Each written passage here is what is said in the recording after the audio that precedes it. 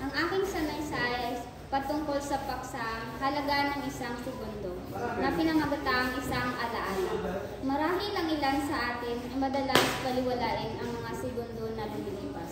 Ito ay tila mga budel ng buhangin na dumadaloy sa isang orasan. Ngunit para sa isang taong nawalan ng mahal sa buhay, ang bawat segundo ay isang matinding paalala sa kawalan, isang walang hanggang pag-iyak sa mga sandaling nawala. Ang pagkawala ay isang malalim na sugat at ang bawat segundo ay isang bagong pag-alala sa kung ano ang nawala. Dati ang mga segundo ay puno ng tawanan, ng mga yakap, ng mga simpleng pag-uusap. Ang bawat segundo ay isang yaman, isang kayamanan na hindi natin namamalayan. Ngunit ngayon, umalis na si Inay. Ang mga segundo ay tila nagiging walang hanggan, isang malungkot na paglalakbay sa alaala. Ang mga alaala na dating mga masasayang larawan na ngayon ay nagiging anino mga multo ng nakaraan na patuloy na sumasabi sa aking isipan.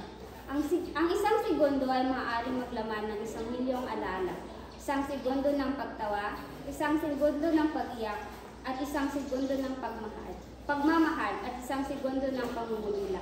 Ang mga alaalang ito ay hindi na maibabalik pa, ngunit ang mga ito ay patuloy na nabubuhay sa puso ng taong iwan. Ang bawat segundo ay isang pagtatangka ng maunawaan ng kawalan, isang pagsisikap na tanggapin ang katotohanan na ang mahal sa buhay ay wala na. Ang pagkawala ay hindi isang madaling proseso. Ito ay isang mahabang paglalakbay na puno ng sakit, ng kalungkutan at ng nag-isa.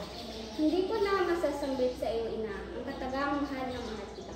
Ngayon hindi ka na kasama. Pilit kong sinasagot ang mga tanong sa aking isipan. Kung nandito ka pa ba sa mundo, o tuluyan mo na ang iniwan ang mundong ito. Mas naisip kong malaman na mayroon ka ng bagong pamilya, kaysa malaman na wala ka na. 10 taon na ang lumipas, ngunit wala pa rin sagot ang mga tanong sa aking isipan. Ngunit sa kabila ng lahat, sa kabila ng sakit, ang pag-ibig ay nananatili. Ang pag-ibig na iyon ay isang liwanag sa gitna ng kadiliman, isang gabay sa madilim na landas ng aking pagdadalamhati.